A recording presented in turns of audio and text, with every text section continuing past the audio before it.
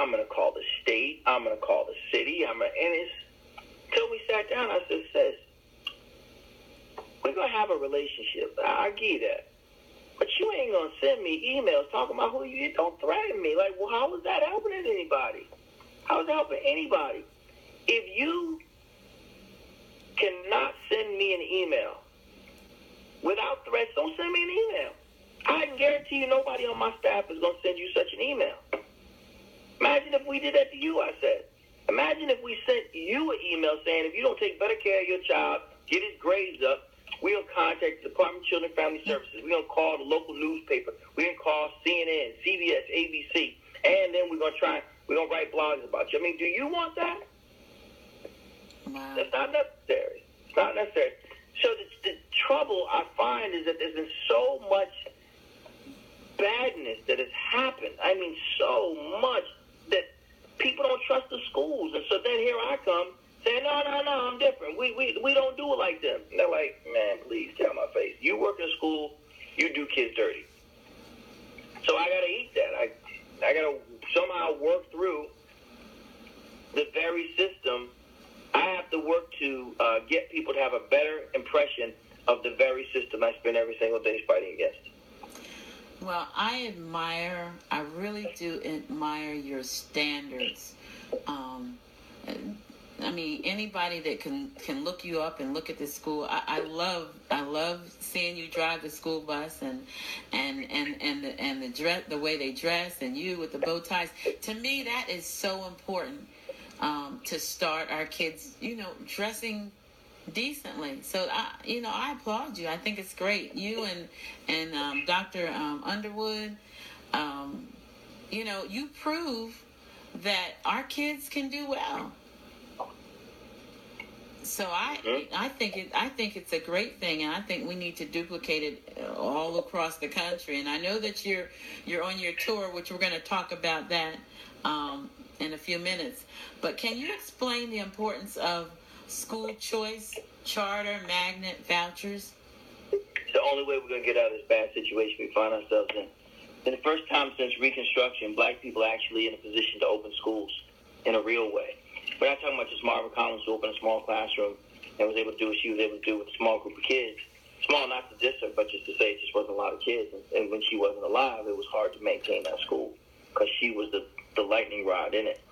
I'm talking about schools that have 700-800 kids, 1,000 kids. That's charter schools that we can finally open.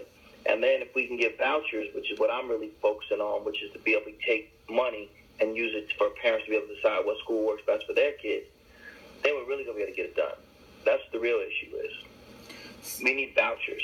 So school choice is the only way we're going to get this thing done. How does this voucher system work? Just like Medicaid, Medicare, Section 8, just like a student loan, just like GI Bill, just like food stamps, just like aid to families with dependent children, or whatever it's now called. All those things are vouchers. Public money used for private goods and services, or public money used for public goods and services.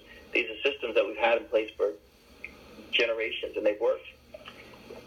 So that's what I'm for. A scholarship is basically what it is. Your child, let's say in North Carolina, in Greensboro, where you live, let's say that they receive $7,500 per child. Well, if because of your tax contributions to the local economy, $7,500 goes into the local education system. Well, your son and daughter should be able to take their $7,500 and go to whatever school works for them. It could be that school that they're zoned for. It could be a charter school. It could be a traditional school in another district. It could be a private school. It could be a parochial school. Your pastor could open his or her own schools. All of those things could happen with vouchers. We need scholarships in order to move our community forward. So you're saying the parent has a choice because they're a taxpayer to decide? Yep. That's exactly it. What I'm saying is the best way for us to be able to move the community forward is to give children access to a quality education. And the only way to do that is through a combination of school choice options. That's vouchers, charters, magnets, traditional schools, vocational technical schools, online schools, home schools, private prep schools, parochial schools, and some derivative thereof. Some of those online schools, all of it. We know all of that to fix this thing.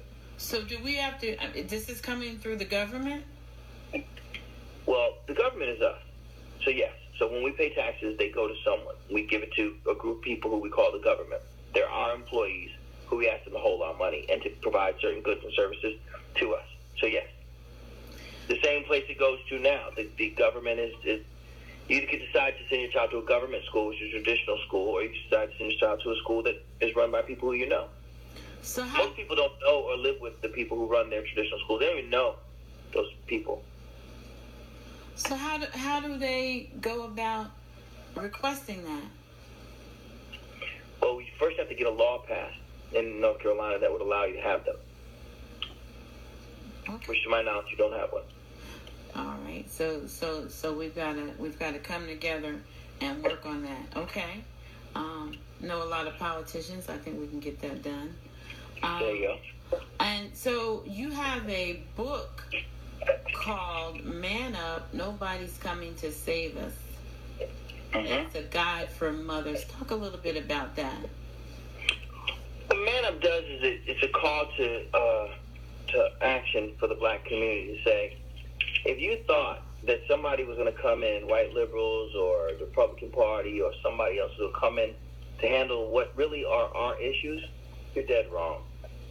This one's on us. We got to take full responsibility for the stuff that we've done, not for everything that's happened to us, but for the things that we've done. And that's what Man Up talks about. Give me an example. So the first chapter in the first line in the first chapter is, kick your grown ass son out of the house, snatch the football comforter off, drag him out of his pea-stained twin bed, usher him through the living room where he took his his prom pictures, past the Little League trophies, and throw him onto the stoop that you still have to beg him to shovel when it snows. Wow. Okay. And I am 100% on the grown boy. Because, see, I told my son when he decided he wasn't no longer going to college, I said, you better have a backup plan. Because guess what? Mom's not taking care of any grown men. And that's what he did. He made it work. He started his own business and been married for 15 years and 2 kids. And because, I mean, like you say, we're the enablers by letting them stay there and live off of us. We're part of the problem, for sure. The educational tour, that's exciting. 70 cities. Talk about that. Well, it's actually almost 80 now. I have the opportunity to travel this great country of ours and meet amazing people. And I've spoken at small schools. I've spoken at churches. Corporations. I speak at universities. Everywhere. Urban leagues, from white organizations to black organizations. All the above. About this passion that we have for our kids. That's awesome. I was looking at a video that you did earlier about your father. You and another gentleman it was on Oprah's show, and that was very touching for me. When you said that you felt bad that your mother had to make excuses. Can you talk a little bit about that? Because I mean, you are a success story. Yes, I am. Yeah. But a success story is never the result of one person. And so I'm a success story in relation to our community and how our community can come together to support people who it doesn't seem like are supposed to win. So, yeah, to that extent, I am a representation of a team effort. That's my mother, my aunt, my grandmother, my grandfather, not my father, though I know who he is. He's had no impact at all in a positive way on anything that we've done, period. He would say he has, but he's bugging. Well, that's what I mean, because a lot of our young men are growing up without their fathers, and they're bitter and they're angry, and they carry that forever. What can you say to them? Because you did it, my son did it, made it, and so what do you say to them to keep them from getting discouraged? I say that the ties that bind you could be the bungee cords that propel you. Don't walk around letting somebody who you don't even know mess with your head. And why give up? If anything, bust your behind so that you get out there and work and get it done so well that when he finds out about you, he thinks to himself, my God, what did I do? Why didn't I stay in this kid's life? I messed up. You did. You're right. And that's funny that you would say that, because I know my son, he played football, and of course he was pretty good with football and basketball, and when his name was in the paper, his dad all wanted to say, that's my son, and he basically said, I have no use for you now. You weren't there, so I'm good. So it can be done. You're a success. Now, are you biracial? Yeah. So that was another challenge, was it? Not for me. I'm black. I'm not fooling with you tonight, Steve. What am I supposed to do with that? But I meant in school you didn't get, no. Everybody gets picked on for something, and when you can fight, you don't have to worry about such stuff. Okay, so what about the bullying in the schools? Now that is real, right? It is, but it's not in that since they've been kids. There's always going to be groups of kids. I mean, that's what the whole book Lord is about. It's about some kids bullying other kids. So it's been going on for as long as they've been children. Watch Charlie Brown. They bully him. The whole thing is about them bullying him. They make light of it, but they clown him as, from the time he wakes up to the time he goes to bed. Well, you can't just say tough love, Dr. Perry, because no, you can't, because see what I'm finding now, and actually I brought Dr. Nikisha Hammond, who I know you know. I brought her here because I do a lot around mental illness, and a lot of our kids are suffering from depression and mental illness. How do you deal with that? You just have to deal with it head on. You have to get them the support that they need because they deserve it. Some of it's talk therapy, some of it's medication, and some combination thereof. But any love that you have is tough, and it doesn't have to be tough in the aggressive negative sense. But to be in love is to be tough. Is to do something that's tough. But isn't that putting an extra strain on the teachers having to deal with children with mental illness? That's what I'm hearing. Nope. There's always been kids with mental illness. I mean, this generation didn't invent mental illness. Okay. All right. Well, is there anything that the parents need to be aware and make sure that they're getting their medication, right?